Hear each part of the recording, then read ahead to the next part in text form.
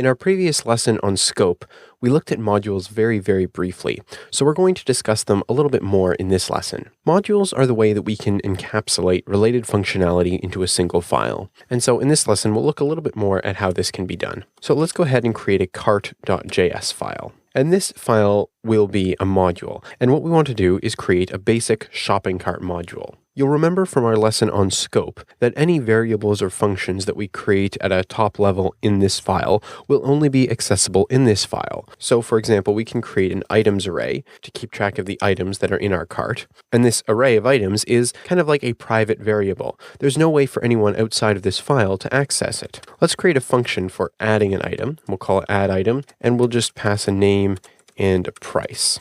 And then all we can do is say items.push, and we'll push in an object, and we'll give that object a name property and a price property. Let's create another function called total, and this is going to return a total price. So we can return, and we can do items.reduce, and let's reduce over A and B, and we will pass a 0 as a first parameter, so 0 will be the first A, and so then we can just return A plus B.price, because B will be each individual item from our items array, looping over whatever our summed variable is. And so this will just return the total price of all items in our cart. All right, so that's some very basic cart functionality right there. But right now, there's no way to access this from outside the cart file. So what we'll do is say exports.addItem, and we will point that to the add item function. And we can say exports.total equals total. And there is our module. So this is a very basic example of a module in Node. And of course, we could have created these functions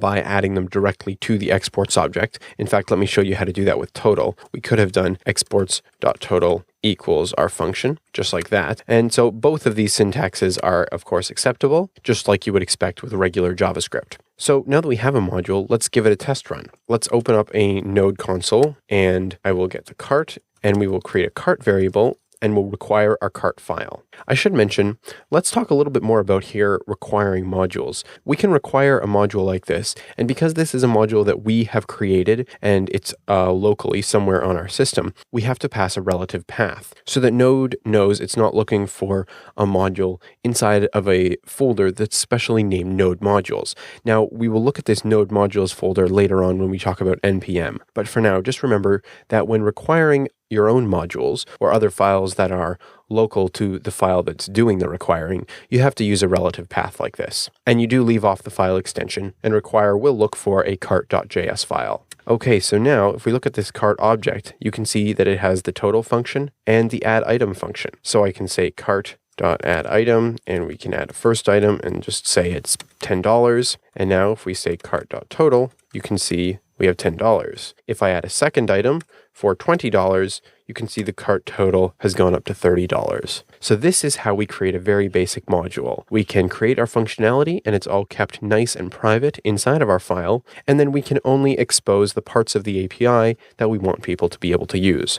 So with this pattern, there's no way for anyone outside of this file to get access to our items array. That is completely protected. All right, now this is pretty good, but what if we wanted to create a shopping cart that we could create instances of? Because in this case, there's only one shopping cart, right? We can't require cart again to get a second cart. If I tried that with cart2 equals require cart, and then I did cart2.total, you can see that we still have 30 because it's been required once. We can't require it a second time and kind of get a second copy of that code. So what we need to do is create a constructor function inside of our module. Now we could create a constructor function as a property of our exports object here, right? So we could say exports.cart, and we have our constructor here. And then back in the Node console here, we would have to say something like C equals new cart.cart, right? And call our constructor function in this way. And that is certainly one option. However, the other thing we can do is override the exports object entirely. And let me show you how to do that in another file. So I will create a cart2.js file, and in here, I will create a cart constructor, and this can just have an items property like that. And then let me just copy these two functions here, and I'll paste them here. And we will change this add items to cart.prototype.addItem, and that will have to be to this.items. And this one down here can go to cart.prototype module.total. And again, that would have to be this.items.reduce. And there we have our basic cart constructor with some prototype methods. And now what we want to do is override the existing exports object with our cart constructor function. Now you might think we could just do exports equals cart. However, it's not quite that simple. And here's why. When we say exports dot something equals something, what is actually going on behind the scenes is that this file has an object called module. And this module object has an exports property, which is an object of its own. And that is the object that we fill in. But then also what has been done is there's a shortcut variable, if you will, been created.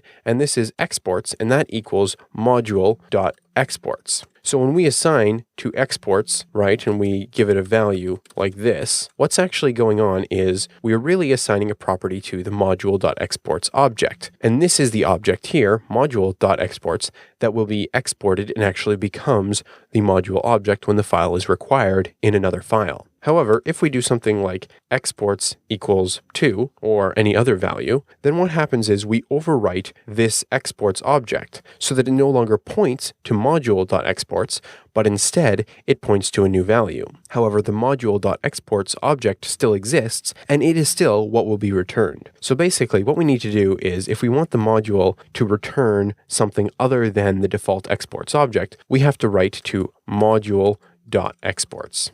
All of this to show that what we need to do is module.exports equals cart. And that way, when we require this module, the cart function is what will be returned instead of an object with the cart function as a property. So we can see this in action if we come back here to our console and I'll say cart equals require cart2. And now I can say C equals new cart, and we could say D equals new cart. And we can create two individual carts, and I can do cart.addItem and add a $20 item. And now C.total equals 20, but D.total is still equal to 0. And so this is how you can create modules that have a constructor function. And I do want to clarify that this pattern is not just for constructor functions. We could, if we wanted to, change this to just, for example, module.exports equals 10 or any other primitive value. And if I did cart equals require cart2, once again, you can see that cart will equal 10. So you can really set module.exports to whatever you want. But I think it's most useful to use it for constructor functions or other functions where the entire module is only a single function. Later on, we'll look briefly at the express module, and you'll see that it must do something like this behind the scenes. So that is modules in Node.